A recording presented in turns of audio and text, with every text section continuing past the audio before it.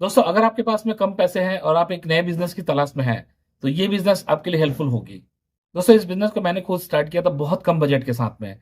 और दोस्तों, उसी बिजनेस को बढ़ाकर आज मैंने एक रेंट का शॉप लिया हुआ है। तो ये मेरी दूसरी बिजनेस है। और आज वो दोस्तों बहुत सही तरीके से चल रही है और मेरे पास में 2 स्टाफ है जो मेरे इस बिजनेस को देख रहे हैं। तो दोस्तों, अगर आपके पास में बहुत कम पैसे हैं तो भी आप इस बिजनेस को स्टार्ट कर सकते हैं। या आपके पास में बिल्कुल पैसे नहीं है तो किसी से 2 पैसे उधार लेकर इस बिजनेस को स्टार्ट कर सकते हैं, क्योंकि इसमें बहुत ज़्यादा पैसे इन्वेस्टमेंट करने की ज़रूरत नहीं है। तो ये है दोस्तों जूस काउंटर। मैंने जूस काउंटर से स्टार्ट किया हुआ था। तो आज मेरे शॉप में दोस्तों जूस भी है, उसके बाद में शेक भी है, और इसके बाद में दोस्तों मॉकटेल की भी कुछ आइटम रखता हूँ मैं। जब मैंने इस काम को स्टार्ट किया था तो उस समय सिर्फ मैंने जूस से स्टार्ट किया हुआ था, क्योंकि इसकी डिमांड हर गर्मी के सीजन में होती है। तो अगर आपके पास में अच्छे खासे पैसे हैं, मान के चलो 10,000 है, तो आप सिर्फ जूस के साथ में इस काम को स्टार्ट कर सकते हैं जो चलेगी, और डेली अच्छा खासा पैसा आपको रिटर्न मिल जाएगा। और इसके लिए दोस्तों लगभग आपको 10,000 तक खर्च करनी पड़ेगी। और अगर आपके पास में 10,000 भी नहीं है, 2,000 3,000 रुपये तक है, तब भी आप इस काम को स्टार्ट कर सकते हैं। लेकिन तो वहां पर दोस्तों आप जूस से स्टार्ट नहीं करेंगे, तो आप नींबू पानी से स्टार्ट कर सकते हैं, छाछ से स्टार्ट कर सकते हैं। इसके लिए और भी लो बजट की जरूरत पड़ती है। तो दोस्तों, इन दोनों में से अगर आपके पास में किसी के लायक भी बजट है तो आप उसको अपने ध्यान पर रखिए। बट प्रोसेस सेम फॉलो करना है। तो करना क्या है वो चलो बताता हूँ। सबसे स्टार्टिंग में देखिए दोस्तों, कोई भी शॉप को खरीदना तो नहीं है, उतने पैसे है नहीं। रेंट पे भी नहीं लेना है, क्योंकि स्टार्टिंग में बहुत पैसे हमारे पास में नहीं है। अगर आप एफर्ट कर सकते हैं रेंट पे शॉप लेना है तो एक छोटा मोटा रेंट पे शॉप ले सकते हैं और वहां से स्टार्ट कर सकते हैं। लेकिन अगर आपके पास में उतने ही पैसे नहीं है तो आप रोड साइड में इस बिजनेस को स्टार्ट कर सकते हैं। इससे एटलीस्ट आपको ये पता चल जाएगा कि इसकी सेलिंग कितनी है और डेली बेसिस में आपके पास में इनकम कितनी होंगी, और उसके हिसाब से आप आगे बढ़ सकते हैं। तो इसको सबसे पहले आपको ट्राई करना पड़ेगा। ट्राई करने के लिए आपके आसपास का जो एरिया है, मार्केट एरिया हो सकती है, मेन रोड हो सकती है, उसके बाद में आपके रास्ते में कोई मॉल वगैरह हो सकती है उसके पास में। तो ओपन प्लेस में ना पहले स्टार्ट करके देखिए। इससे आपको ये फायदा होगा ना कि आपकी इन्वेस्टमेंट कम लगेगी और आपको स्टार्टिंग में समझ में आ जाएगी कि करना क्या है। उसके बाद में एक एक स्टेप को आगे बताता जाऊंगा कि आगे क्या करते जाना है।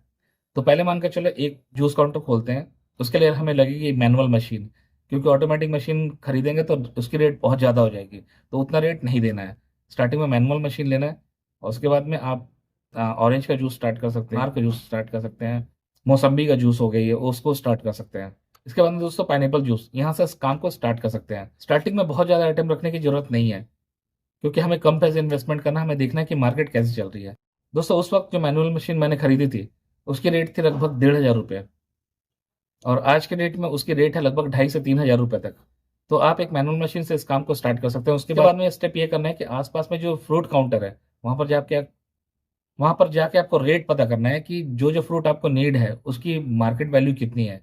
लेकिन वहां से खरीदना नहीं, खरीदना जाके जो मेन मंडी है, सब्जी मंडी हो गई, आपकी फ्रूट मंडी जो हो गई है, वहां जाके आपको पता करना है कि वहां रेट कैसे है। तो वहां आपको और कम दाम में मिल जाएंगे। जैसे मान के चलो अगर मार्केट वैल्यू 200 रुपये किलो है तो आपको वो 100 रुपये में 120 में मिल जाएगी। तो यहाँ 80 रुपये का डिफरेंस हो जाएगा। तो ऐसे ही पैसे बचा बचा कर हमें आगे बढ़ना है। तो मान के चलते हैं दोस्तों, ओपन एरिया में हमारा बहुत ज्यादा सेल आउट नहीं होगा। लेकिन अगर एक दिन में अगर हम मान के चलो 20 ग्लास भी सेल करते हैं स्टार्टिंग में, इससे ज्यादा होती है लेकिन फिर भी 20 ग्लास मान के चलो स्टार्टिंग में सेल आउट करते हैं ना, और एक ग्लास की कीमत आज के डेट में रोड साइड पे है, वो है 50 रुपये प्रति ग्लास। तो अगर मान के चलो हम एक ग्लास में 20 रुपये बचाते हैं, और एक दिन में अगर हम 20 ग्लास भी स्टार्टिंग में सेल करते हैं ना, तो एक दिन में 400 रुपये की प्रॉफिट होगी।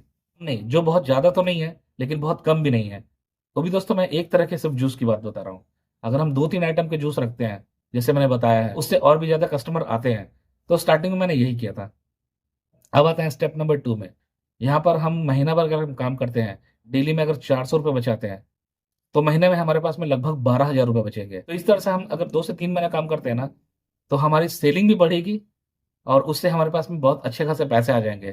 तो अगर मान के चलो 2 से 3 महीने के अंदर 50,000 तक आ गए, अब हमें शॉप के बारे में सोचना है। सेकेंड स्टेप में अब हमें आसपास में देखना है कि कौन सा ऐसा अच्छा शॉप है जो सही लोकेशन पर है। सही लोकेशन पर होना बहुत जरूरी है, क्योंकि अगर आप पैसे बचाने के चक्कर में कोई गलत जगह में जाकर अगर शॉप ले लेते हो, वहां पर कस्टमर नहीं आएंगे, आपके पैसे डूब जाएंगे।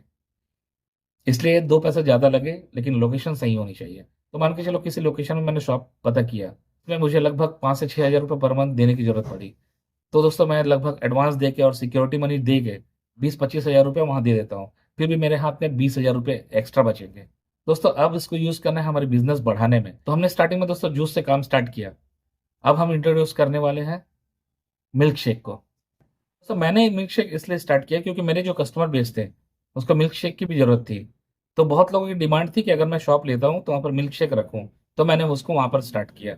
अगर आपके पास में ऐसे कस्टमर आते हैं जिसकी कुछ और डिमांड है तो एक बार उसको पता कर लेना। मैं फिलहाल इसी हिसाब से बता रहा हूँ जैसे मैंने किया है। तो उसके बाद में मिल्क शेक का मैंने काम स्टार्ट किया है। तो आप मिल्क शेक रख सकते हो, इसमें बहुत ज़्यादा इन्वेस्टमेंट नहीं होती है। दोस्तों इसमें आप बनाना शेक बना सकते हो, उसके बाद में आइसक्रीम के फ्लेवर से शेक बना सकते हो। इसकी बहुत ज़्यादा डिमांड होती है क्योंकि अलग अलग वेरिएंट के जो आइसक्रीम है उसको आप लेके आ जाओ। अगर किसी को शेक की जरूरत पड़ी तो आप दोस्तों उस आइसक्रीम से शेक बना सकते हो। दोस्तों आप देख लीजिएगा कि आपके शहर में किस शेक की ज़्यादा डिमांड है और उसको लिस्ट करके रखिए और उसको स्टार्ट करिए। अब हमारे पास में दो आइटम है, एक साइड में जूस और एक साइड में मिल्क शेक। तो हम जितना इनकम कर रहे थे इससे इनकम और ज़्यादा बढ़ जाएगी। और उसके बाद में आप इस तरह से आइटम बढ़ा सकते हैं, लेकिन आइटम को तभी बढ़ाना जब आपको लगे कि इसकी डिमांड है। अपने मन मर्जी से पैसा इन्वेस्टमेंट नहीं कर देना, क्योंकि ऐसे मैंने कई लोगों को डूबते हुए देखा है। इसलिए इतनी मेहनत करके जो पैसा कमाओगे उस पैसे को अपने हाथ से मत डुबाना। पहले पता करना, उसके बाद एक एक स्टेप करके आगे बढ़ना। मिल्क शेक के बाद में जो मैंने अगला आइटम रखा दोस्तों वो है मॉकटेल की कुछ आइटम। जैसे मॉकटेल के मैंने 3 आइटम स्टार्टिंग में रखे। तो दोस्तों इस तरह से आप इस बिजनेस को स्टेप बाय स्टेप इंक्रीज कर सकते हैं। और जैसे जैसे आपके बिजनेस बढ़ते जाएंगे आपकी इनकम इंक्रीज होगी। और धीरे धीरे आप अपने शॉप को भी अपग्रेड कर सकते हैं, क्योंकि जैसे जैसे कस्टमर बढ़ेंगे आपकी बिजनेस बढ़ेगी, आप अच्छे शॉप में शिफ्ट हो सकते हैं। दोस्तों अब मैंने इसको कम बजट से स्टार्ट क्यों किया? मैं ज़्यादा पैसे इन्वेस्ट कर सकता था लेकिन फिर भी नहीं किया। इसका मेन रीज़न क्या है?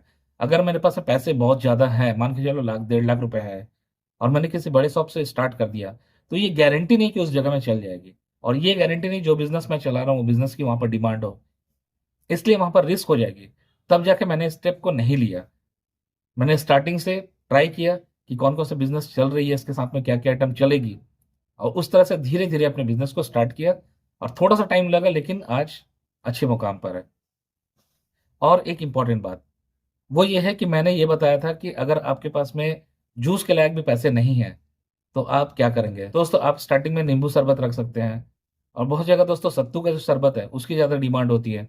तो आप ये देखिए आपके पास में किस चीज़ की डिमांड है जो कम बजट में स्टार्ट हो सके। ऐसे आइटम से स्टार्ट करिए और धीरे धीरे पैसा जोड़ते रहिए और अगला आइटम को खरीदते रहिए और अपनी दुकान को बढ़ाते रहिए। दोस्तों इससे आप कम बजट में बहुत अच्छा खासा बिजनेस बना सकते हैं। दोस्तों अगर वीडियो में कुछ पूछना है तो प्लीज़ कमेंट बॉक्स में जरूर लिखिएगा, मैं आपको बता दूंगा। और इसके बाद में अगर वीडियो अच्छी लगी तो प्लीज़ वीडियो को लाइक जरूर कर दीजिएगा। और हाँ, उन लोगों से जरूर शेयर कर दीजिए जिसको इस वीडियो को ज़रूरत है, जो अपने लाइफ में कुछ करना चाहते हैं, आगे बढ़ना चाहते हैं। दोस्तों मिलते हैं नेक्स्ट वीडियो में, तब तक के लिए आपका दिन शुभ और मंगलमय हो। धन्यवाद।